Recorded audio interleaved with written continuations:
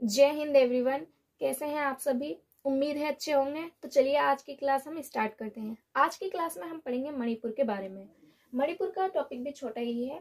पूर्वोत्तर के जितने भी स्टेट होंगे वो छोटे ही होंगे, इनके बारे में ज़्यादा इन्फॉर्मेशन नहीं होगी। हाँ, ये करेंगे कि इन स्टेट को पढ़ते समय हम इनके नृत्य या फिर फेस्टिवल के बारे में हम पढ़ लेंगे कि कौन सा प्रमुख नृत्य यहाँ का है। हमारे जो स्वतंत्रता सेनानी थे नेताजी सुभाष चंद्र बोस, इन्होंने आज़ाद हिंदी फौज की स्थापना की थी।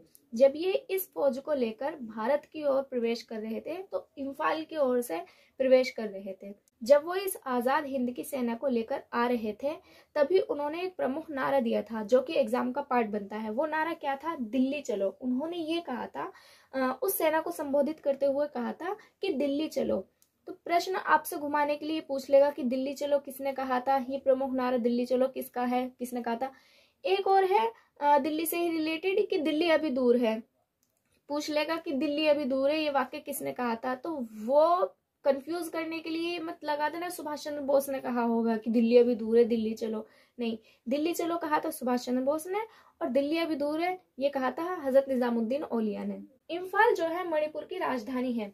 मणिपुर में ही यहाँ पर बीच के यहाँ मानचित्र में मैंने लोकटक झील को शो किया है। ये जो लोकटक झील है ये पूर्वोत्तर की सबसे बड़ी झील है।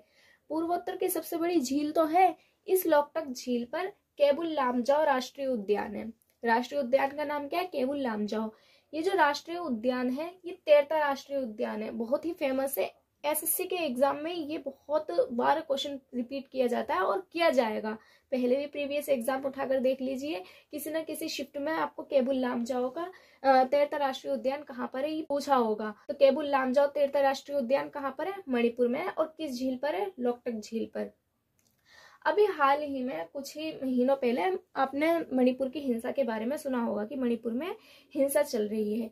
ये जो हिंसा थी किन दो समुदायों के बीच थी? कुकी और मैतेई समुदायों के बीच थी। ये जो हिंसा थी बेसिकली शुरू हुई थी मैतेई समुदाय को एसटी का दर्जा देने को लेकर, जिसमें अपील की गई थी कोर्ट में कि मैतेई समुदाय को एसटी का दर्जा दिया जाए। एसटी का दर्जा दिया जाएगा तो आरक्षण मिलेगा। तो यही दोनों के बीच में विवाद था जो धीरे धीरे थोड़ी सी हिंसा ने बड़ी हिंसा का रूप ले लिया। और आपने देखा ही था मणिपुर हिंसा कितनी बुरी हिंसा हुई थी, इसके परिणाम क्या हुए थे। तो ये कुकी और मैतेई समुदायों के बीच होने वाला संघर्ष था। अभी फिलहाल वहां पर चीजें शांत है, पर कुछ महीने पहले ऐसा बिल्कुल नहीं था। वहां पर सामाजिक असुरक्षा का माहौल था।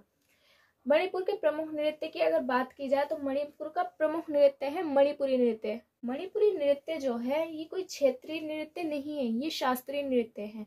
शास्त्रीय नृत्य अगर हम भारत के शास्त्रीय नृत्यों की बात करें तो ये 8 प्रकार के शास्त्रीय नृत्य हैं, जैसे कि मणिपुरी, भरतनाट्यम, कथक, कथकली, मोहिनीअट्टम, ये सब, ये कुचिपुड़ी, ये सब कैसे हैं? शास्त्रीय नृत्य। उन्हीं में से एक शास्त्रीय नृत्य कौन सा है? मणिपुर। ये मणिपुर का प्रमुख शास्त्रीय नृत्य है, तो मणिपुर के ही नाम पर इसका मणिपुरी नृत्य पड़ गया था। तो आज की वीडियो में इतना ही। मणिपुर हमारा एक छोटी सी वीडियो में कवर हो गया। अगली वीडियो में हम नेक्स्ट स्टेट के बारे में डिस्कस करेंगे। देखते रहिए curious education era. Thank you so much.